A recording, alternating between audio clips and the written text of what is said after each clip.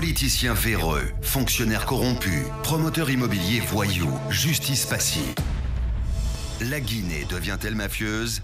Les grandes gueules d'Adafo Média ne lavent pas plus blanc, mais vous permettent de défendre votre pays en vous informant. Avec les grandes gueules d'Adafo Média, dénoncez les turpitudes, nous garantissons le secret des sources. Envoyez vos documents à espacefmguinée.info, rubrique Contact. Les grandes gueules d'Adafo Média ou le socle de la liberté d'expression en Guinée. À présent, on va faire escale à la gare de Paris, d'où nous attend Madame Marie-Madeleine Djoubaté, ex-candidate à la présidentielle de 2015. Donc, elle est aujourd'hui, apprend-on, à la tête d'un mouvement, des mouvements politiques et bientôt, probablement, à la tête d'un parti politique. Elle va nous détailler tout ceci dans un court instant. Madame Marie-Madeleine Djoubaté, que nous allons appeler ici et maintenant dans cette émission. Madame Marie-Madeleine Djoubaté, depuis Paris en direct. Bonjour, madame. Bonjour monsieur, bonjour à tous vos auditeurs et je vous remercie de m'avoir invité sur vos ondes. Merci donc d'avoir répondu à notre invitation ce lundi. Allez-y, à ma première question. Alors, une grande actualité en République de Guinée, c'est, puisque depuis un certain moment on ne vous a pas entendu, mais c'est cette nomination, Dr Kassory Fofana est désormais le Premier ministre guinéen, son gouvernement a été formé. Il a même déjà pris quelques actes, comme vous avez pu forcément le suivre, le fil de l'actualité dans notre pays. Comment réagissez-vous à la fois à cette nomination, mais aussi aux premiers actes posés par le Premier ministre ? Écoutez, votre question, elle est très pertinente. Cependant, je pense que le Premier ministre, il vient de poser un acte fort. Si vous parlez en tout cas du cas de l'OGP, de Paul Moussa Diawara et de Sékou Camara, je dirais qu'il a posé un acte fort. Mais je n'aurais pas tout à fait la même lecture que vous. Ou de certains de vos auditeurs, vous allez dire que la dame cherche la petite bête. Oui, c'est vrai, je cherche la petite bête. Parce que il y a plusieurs choses. D'abord, M. Paul Moussa Diawara était leader d'un parti politique allié au RPG Arc-en-Ciel. Et M. Sékou Camara était est un classique membre du bureau politique national du RPG Arc-en-Ciel. Moi, la raison plausible que je pense concernant la révocation de ces deux fonctionnaires serait plutôt liée à des luttes fratricides à l'intérieur du RPG Arc-en-Ciel.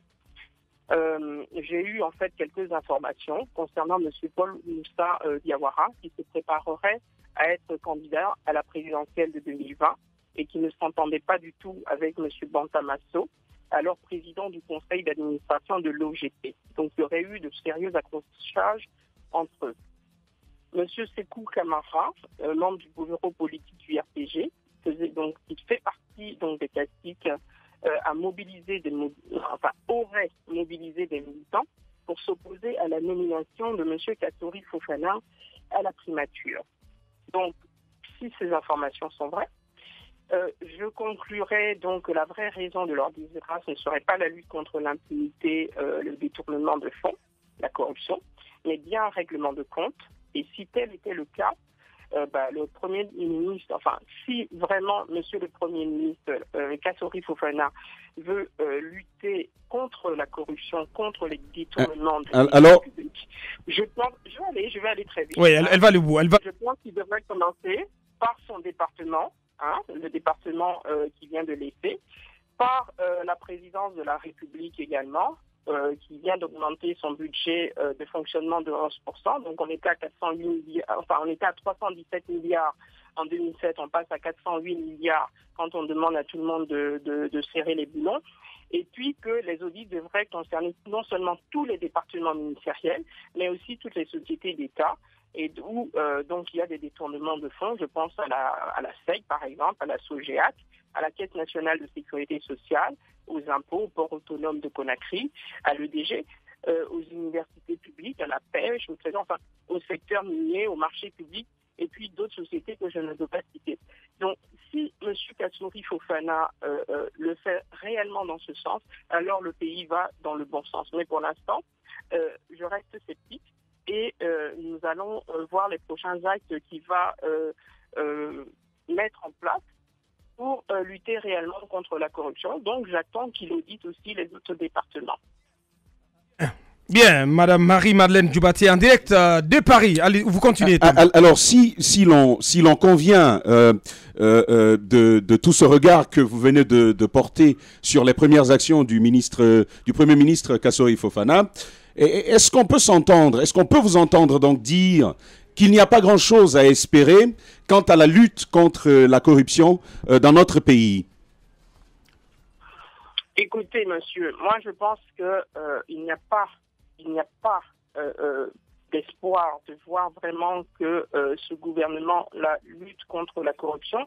Déjà, quand vous voyez la composition du gouvernement, on a recyclé la moitié du gouvernement, enfin la moitié des effectifs du gouvernement est dans ce gouvernement-là, et ils ne sont pas tous blanchis. Donc, M. Kassory Fofana est lui-même issu du sérail de la haute fonction publique guinéenne. Et dans la haute fonction publique guinéenne, on n'a jamais vraiment audité les personnes qui ont participé au pillage de l'économie. Je pense que M. Kassory Fofana ne fera rien de nouveau pour la lutte contre la corruption dans notre pays. Bien, allez-y Ahmed. Madame, on va donc parler donc de la composition du nouveau gouvernement avec l'entrée aussi de deux opposants, Mokhtar Diallo et Abouakar Sylla, mais aussi de la faible représentativité des femmes. Oui, tout à fait. Au niveau des deux opposants, Mokhtar Diallo et Abouakar Sylla, donc je ne dirais pas grand-chose. Hein, c'est un choix qu'ils ont fait tous les deux en connaissance de cause. Donc je ne souhaite pas trop m'attarder sur l'entrée de ces deux personnalités, enfin de ces deux personnes dans le gouvernement. La seule chose que je peux dire, c'est qu'ils ont entraîné des jeunes dans leur mouvement en mettant leur vie en danger et que maintenant ils les abandonnent pour rentrer dans le gouvernement. Donc ils sont les seuls à savoir pourquoi ils ont accepté de travailler dans ce gouvernement après l'avoir autant combattu et après avoir incité les gens à la révolte. Maintenant, concernant la faible représentativité des femmes, et c'est des femmes mais des jeunes aussi, hein, il faut simplement signaler que le pays il a régressé pour plusieurs raisons. D'abord, dans le gouvernement de la Première République, donc sous l'ère du président Sékou Touré, les femmes et les jeunes étaient largement représentés et écoutés.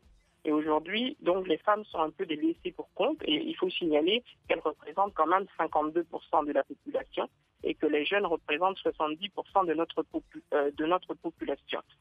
Donc, il y a des conséquences donc, à la sous-représentativité des femmes et des jeunes dans le nouveau gouvernement. Elle est mise en évidence notamment dans les instances décisionnelles du pays où on ne voit pas de femmes, en tout cas quasiment pas. Dans les instances étatiques, donc dans le gouvernement de mémoire, il n'y en a que 3. À l'Assemblée nationale, et puis aucune femme dans les institutions de contre-pouvoir, mais aussi dans les institutions déconcentrées ou décentralisées. Je pense aux préfectures ou aux mairies. Aux maires, donc, on a une dame qui est Madame Aminata Touré, que je félicite. À part ça, les femmes ne sont pas du tout représentées. Donc la Guinée n'a pas respecté le cadre institutionnel et les dispositions légales, constitution, les conventions internationales auxquelles elle adhère et qu'elle a ratifiées. Et donc je pense par exemple à la promotion du genre. Et si on veut établir un parallèle, on peut regarder par exemple en Afrique, le gouvernement du Rwanda, il compte 20 ministres, dont 11 femmes et 9 hommes, pour une population aussi, je signale, quand même qui était de 12,9 millions d'habitants en 2016. Donc, ils sont légèrement supérieurs à notre population. Nous avons 34 ministres pour une population de 13 millions. Eux, ils en ont 20. Et nous n'avons pas compté non plus les ministres qui vont rentrer à la présidence, enfin les conseillers avec rang de ministre. Donc, ça va faire à peu près 50 ou à peu près 60. Ensuite, on vient d'avoir l'Espagne, qui a un gouvernement donc, de 17 ministres, dont 11 femmes et 6 hommes, pour une population aussi, je signale au passage, de 45,9 millions d'habitants. Donc, la sous-représentativité des femmes, elle est réelle. L'État n'a pas fait grand-chose pour améliorer non plus la condition féminine des femmes. Les femmes aujourd'hui sont victimes de violences conjugales, elles sont victimes de violences sexuelles, elles sont victimes aussi au niveau des emplois. qu'on n'embauche pas beaucoup de femmes, et au niveau aussi des salaires. Donc, il y a un grand travail à faire là-dessus, et j'espère que Monsieur le Premier ministre, maintenant qu'il a fait son gouvernement, va nommer des femmes, par exemple, à la tête de grandes directions, de grandes sociétés d'État. Et là, on verra si le président, puisque le président s'était excusé, on verra vraiment si le président met l'acte à la parole maintenant. Voilà. Madame Marie-Madeleine Djoubaté, en direct de Paris, dans cette émission. Roby. Alors, Madame Djoubaté, on vous sait très écolo, et on sait que vous vous intéressez beaucoup à la question de l'environnement. Je ne sais pas quelle est la dernière fois que vous étiez à Conakry, c'était quand, mais depuis ces derniers temps, les pluies ont commencé et ça a révélé complètement toute l'ampleur de la saleté qui existe dans notre capitale. Conakry est, si ce n'est la ville la plus sale de l'Afrique de l'Ouest aujourd'hui, l'une des villes les plus sales de tout le continent, du monde même, s'il ne faut pas exagérer. Aujourd'hui, selon vous, est-ce que la stratégie qui a été mise en place par le gouvernement le week-end dernier est une bonne stratégie? Est-ce qu'elle est pertinente selon vous? Et qu'est-ce qu'il faut vraiment pour débarrasser Conakry de ces immondices? Bon, si vous voulez parler de déguerpir les populations de Dar es Salaam, je reviendrai tout à l'heure là-dessus.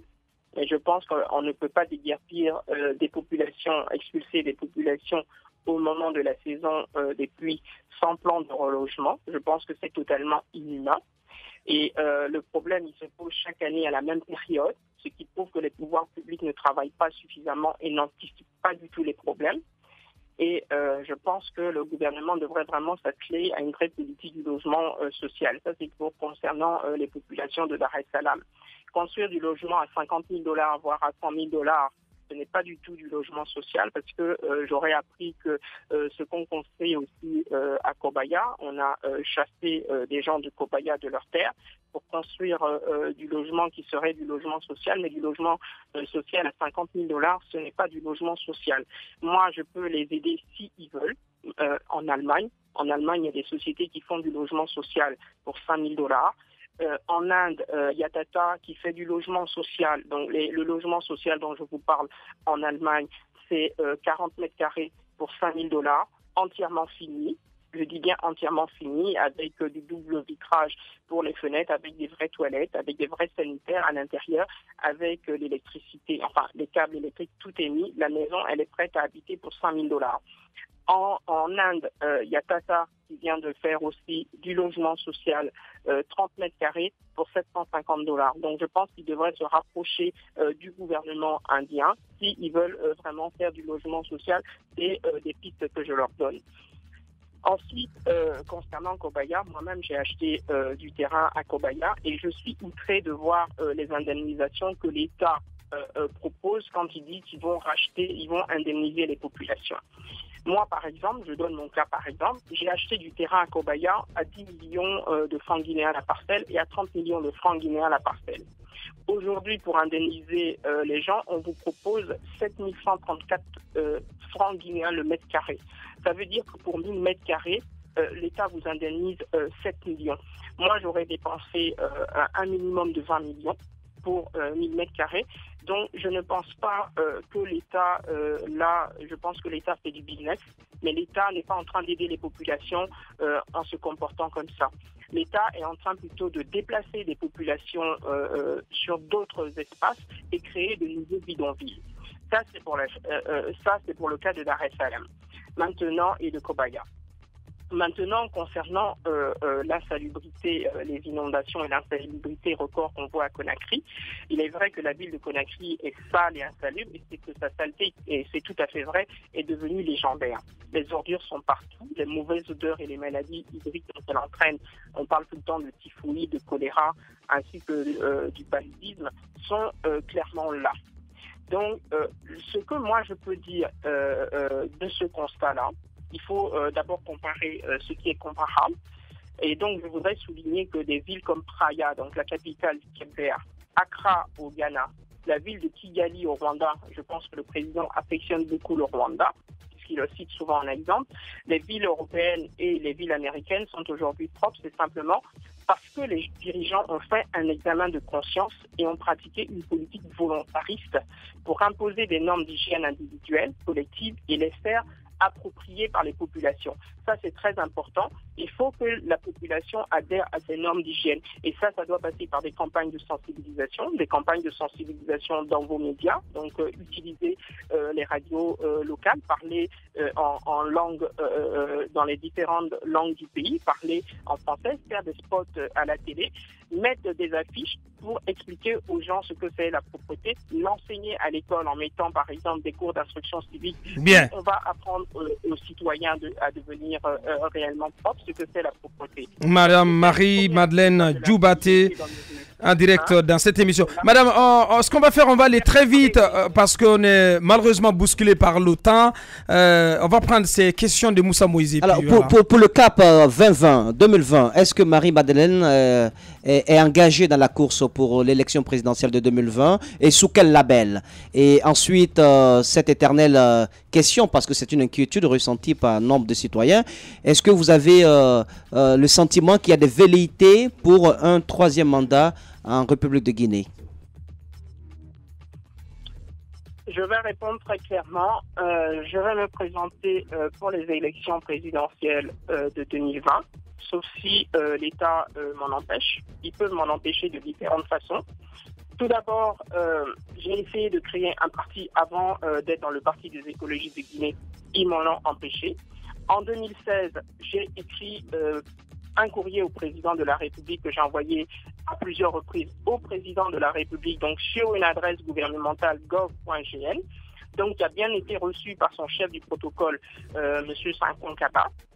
Je n'ai jamais eu de réponse. Après, donc, on a envoyé certaines personnes à l'administration du territoire qui m'ont dit clairement que mon dossier était bloqué. Donc, si c'est vrai, si c'est pas vrai, là, je dis au président de la République, qu'est-ce qu'il fait? Maintenant, j'ai quitté le parti des écologistes de Guinée. J'ai quitté le parti des écologistes de Guinée parce que ils me l'ont demandé. Donc, je n'ai pas fait d'histoire. J'ai donné ma démission. Ils m'ont demandé parce que ils estimaient que je n'étais pas assez présente et que je ne voulais pas participer aux élections communales. Et j'avais expliqué, donc on ne s'était pas entendu sur cette partie. J'ai dit que je ne participerai pas à des élections locales.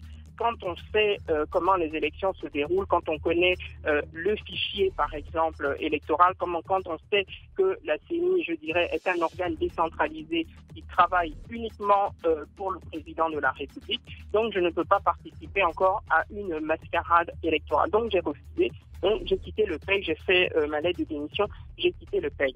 Maintenant, je suis dans le parti de RPD. Ce que je souhaite dire, le RPD est un parti qui appartient... Le RTD, vous avez dit le RTD? Le RPD, le Rassemblement pour la paix et la démocratie. Donc, c'est un parti qui a été créé par M. Mambi Kourouma, donc qui est le vice-président du parti, et par mon père. Donc, Bien. ce parti a 33 ans aujourd'hui. Donc, Monsieur Mambi Kourouma, donc qui tenait tous les partis, m'a dit, Mati, viens, ton père et moi avons créé le parti, c'est pas la peine d'aller t'emmerder à chercher un autre parti où tu auras de problèmes. Donc, je confirme que nous allons aller aux élections présidentielles et que nous nous organisons ici et avec, donc je vais remercier déjà certains maires indépendants donc, qui nous ont rejoints. Je vais remercier certains membres de la société civile, certains mouvements comme le mouvement Au nom du peuple, Bien. de Liman Condé et de Tiernosso. Donc, Bien, madame. Malheureusement, on est très bousculé par le temps. On aurait tellement aimé continuer avec vous parce que c'est très intéressant ce que vous dites ce matin. Mais ce qu'on va faire, on va remettre ça un autre jour. Madame Marie-Madeleine Djoubaté, ex-candidate à la présidentielle 2015 que nous entendions depuis Paris. Elle était notre invitée par téléphone. Merci à vous, madame, et toutes nos excuses donc pour le peu de temps accordé à vous dans le cadre de cette émission. On va remettre cela. Ce n'est qu'une parenthèse. On remet tout ça un peu plus tard, donc un autre jour dans cette émission. Merci à toute l'équipe des Grandes Gueules, à l'équipe de réalisation Ibrahim Prince Diallo du côté de la radio, Mamoudou Kondé, le colosse du côté de la télé, à toute l'équipe des cadrages, Awal Souma et à leur assistant. Donc on remet tout ça mercredi dans le cadre donc de cette émission Les GG demain. En lieu et place, vous retrouvez une interview exclusive avec de Lansana Kouyaté, le président du PDN. Interview donc menée par Lamine Guirassi depuis Paris. Portez-vous bien, on se retrouve mercredi à 9h. Au revoir.